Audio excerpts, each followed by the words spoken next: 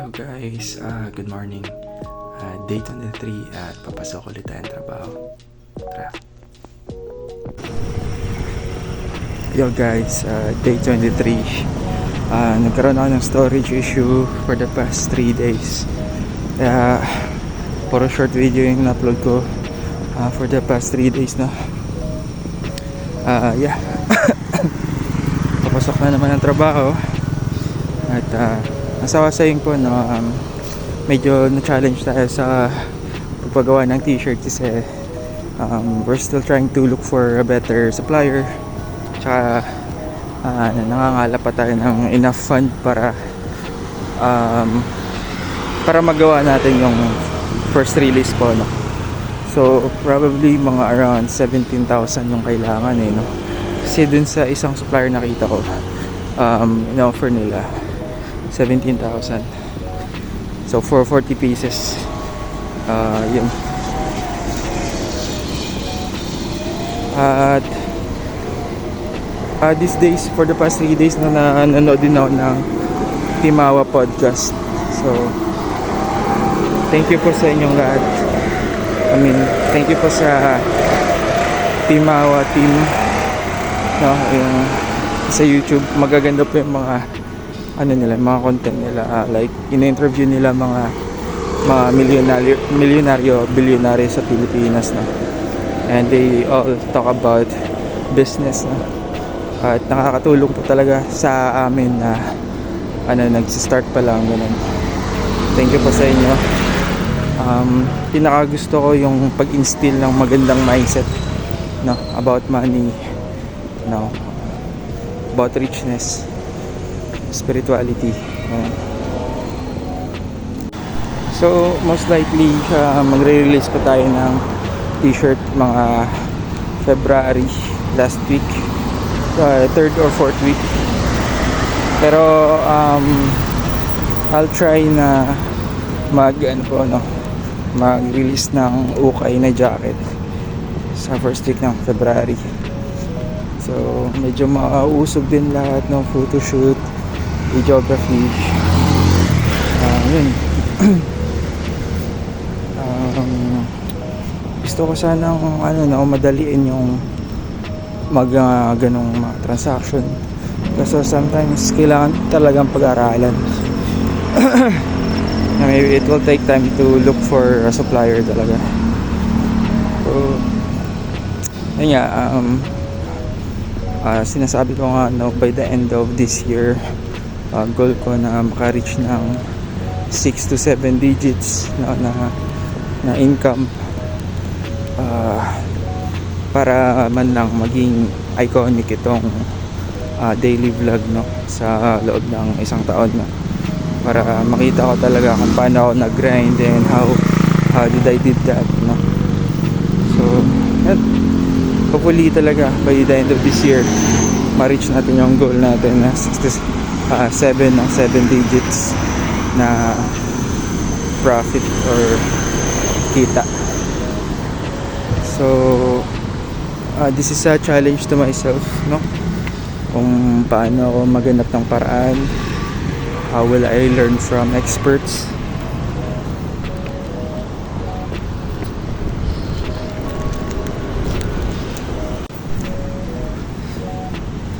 Ayun nga guys, personally kasi I don't want to reach 30 years old na hindi ako financially stable, no, or wala akong nagawang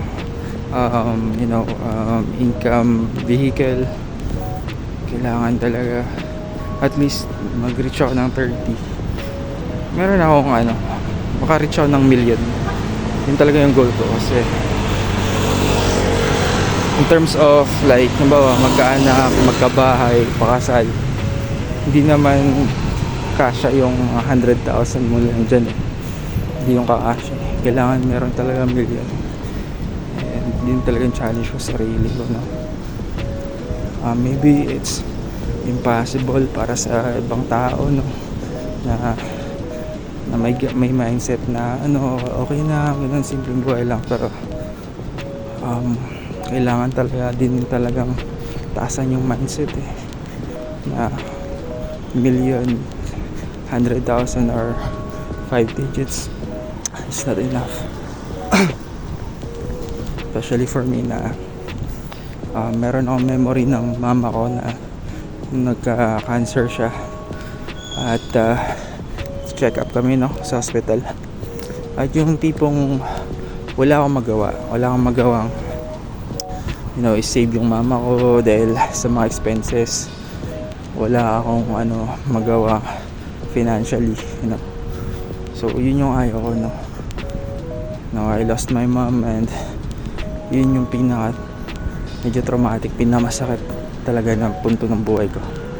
At simula nun sabi ko ayoko nang maging mahirap.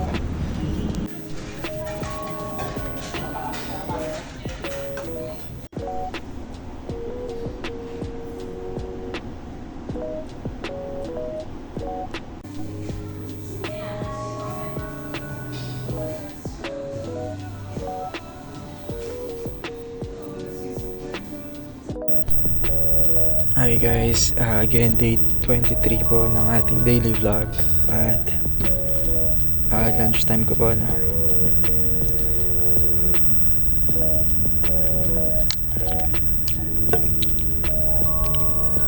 again, normal day lang naman.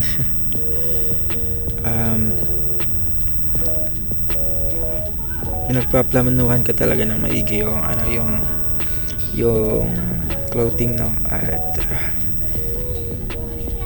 sana makagawa tayo ng clothing as soon as possible.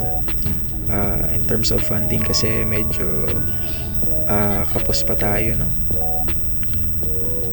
so I'm planning na magbenta muna ng ukay sa first week ng February. Yun.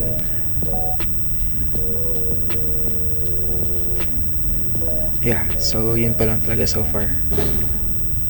Minimanage ko pa talaga yung financial responsibilities ko.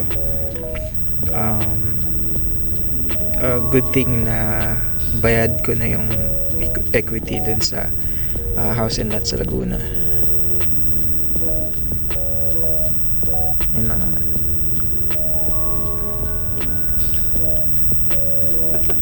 Minsan medyo sobrang hirap talaga na nag-start ka, as in wala kang resources, wala kang makinarya, wala kang pera. So like eto, nagsa-start ako sa mga maliliit, sana maging successful. Ayan pala, mamaya makikita kami ng former workmate ko sa ibang site sa Makiling Exchange, under Telus pa rin, so makikita kami nila Je tsaka nila Levi, catch up lang. Tagal ko nang hindi nakikita sila. Sobrang solid nung mga kaibigan ko na yun, talagang in terms of performance sa work, napaka gagaling talaga nila. So yun, mag-catch up lang ako sa kanila.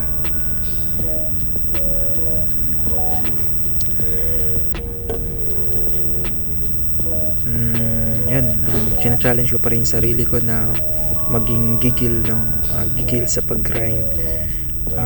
Yun lang, may mga setbacks lang talaga, kapag minsan kasi kapag wala ka talagang available fund, hindi ka talaga makaka-unsad, hindi talaga makagalaw. Otherwise matuto ako na maging madiskarte kahit konti lang yung pera. So yung isang itatry ko is yung ukay ng mga jacket. Bibilin ko yun worth 3,000. Medyo mga about 50 pieces yata daw sabi. So gagastos pa ako din sa pagpapalaba, baka gastos ako ng mga 500 sa pagpapalaba, 500 to another 1,000 siguro sa pagpapalaba, pero try ko pa. So try ko muna yun, if ever hindi pumatok, basta at least matry ko, yun.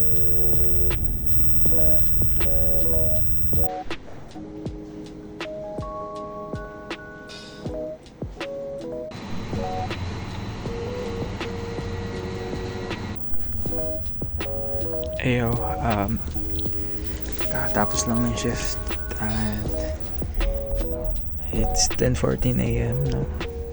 January 23, 2024. Hintay lang ako ulit ng lunchtime, which is 12 noon, and then kakain ako. Yung lakad namin mamaya is around 5 p.m. no, sa Circuit Makati kami. Magkikita-kita, hangout lang, no, kasi first time namin na magkita nila Levi tsaka nila Je after lumipat ako dito, no, sa sa Govo. Yun. So Levi is already a trainer, no, at CJ mapapromote na din yata siya maging LS. Basta napaka top performing workers employees lang yung mga yan. At higit sa lahat mga solid na tropa, solid, at mga kapatid na rin yung turing ko sa nila. Yan lang ganap ngayong araw, no? And then I continue to watch podcast, lalo na sa Timawa podcast, no, sobrang solid na in-interview nila iba't ibang mga successful na entrepreneurs dito sa Philippines. And then not only that, they also review some other podcasts, no, that are reviewing or interviewing billionaires, no. So ayan, daming matututunan talaga. And one thing na na-realize ko, at maybe alam ko na to dati, which is na-emphasize lang lalo ngayon, talaga, invest in skills and other like things na maka-improve ng mindset, no. Tama talaga na una talagang gagawin is aayusin mo na talaga yung takbo ng isip mo on how you think and on how you perceive reality. Especially kung halimbawa katulad ko, parang kapag sumasahod ka ng mga 20 to 30k or maybe let's say 40k per month, no, 20 to 30 to 40k per month, if you are someone na ganun na employee, no, depende sa lifestyle mo kung sapat na sa yung ganun, no. Maybe I'm pretty sure na pinagkakasya mo pa yan.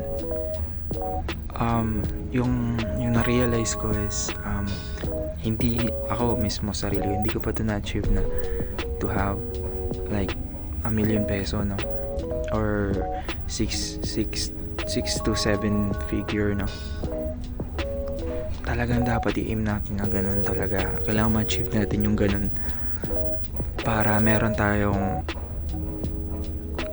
freedom, meron tayong hindi tayo problema pagkasya, no, yung monthly, and then may enough freedom tayo, may magagawa natin yung mga bagay na hindi natin magagawa, and then we also have more influence, no, to other people, and we can also help other people, no, during the process, because at that time you must have a business for us to earn 6 to 7 digits, and by owning a business you must have or you must be handling a lot of employees, no, and that only means that you are helping a lot of people. So yun, one thing talaga is how you perceive money, how you perceive your reality, no, our reality. So ngayon lang naman dumating sa akin to, no, na ngayon ako gigil at the age of 26, although it already occurred to me, no, yung mindset na kailangan kong yumaman nung ako ay 21. That was year 2018. That was year 2018. Nung na-confine si mama, and eventually namatay si mama due to cancer. At yung at that age 21 na yun yung realization ko na ayoko maging mahirap kasi feeling ko one factor na nangyari yun is due to yun nga, kahirapan. At that was the darkest moment for all of us, sa aming pamilya, even though mga kapatid ko, pati sa mga kapatid ko, that was the most painful. And for me until now, no, after 5 years, 5 to 6 years, I've been contemplating for the last 5 years, 5 to 6 years na nawala si mama. And kasi I promised myself that time 21 ako, kailangan yumaman ako. And then now I'm just still trying, no, after 5 years. At ngayon I'm still in the process, no, na binibuild ko tong business, no, of the street. And start of the year, no, and yung goal nga nito is by the end of 2024 is ma-reach natin yung 6 to 7 figure, no, na income or revenue, just to prove something, no, and one thing na daily vlog para at least mabalikan din ng mga viewers kung paano ko ba na-reach to, and paano ba ako umabot doon, no? Like what am I doing in a daily basis, no? So yan.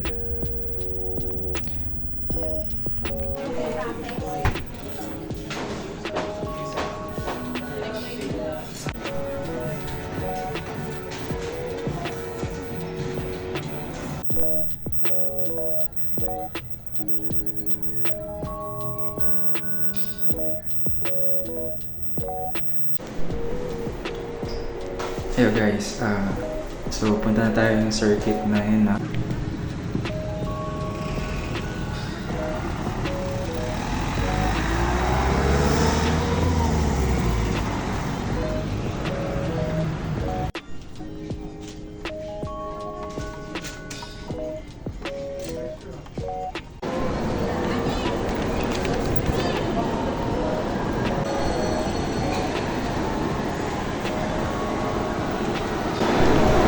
yo guys, dito na ako sa circuit at nakikita na kami ng mga kaibigan ko.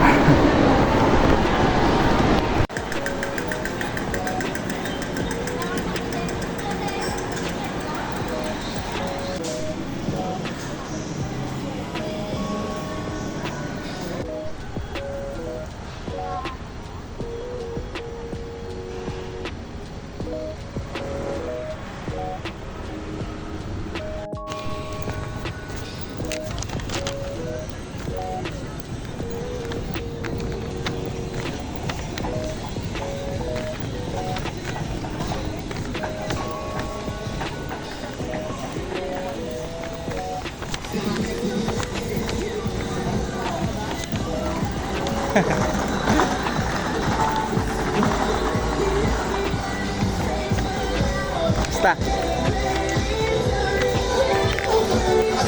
Basta tol. Ano, okay lang naman. Balita ko nasa Google ka. Belated happy birthday, oh. Ganda na napunta mo. Sinwerte lang. Dapat doon ako pupunta. Oh. Nag-apply din ako doon.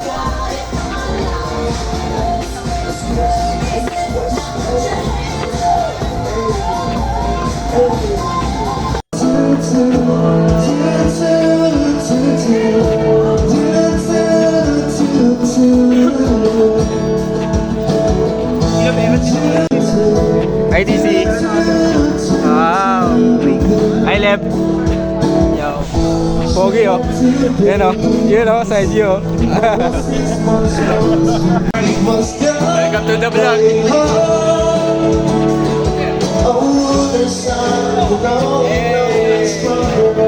Happy birthday, Debbie. Belated belated happy birthday. Advance happy birthday.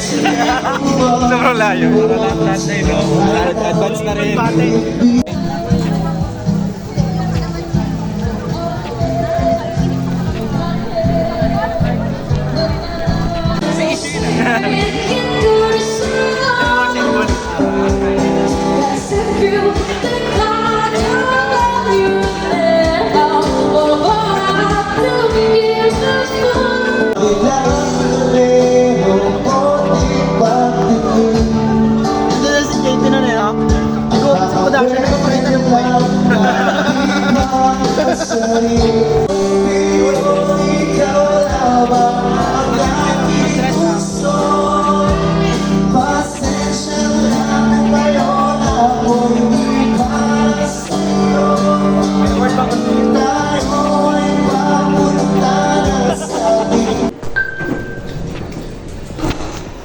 Yo guys, dito na ako sa office, no? At dito na ako dumiretso. So, yeah. I guess this is the end of day 23.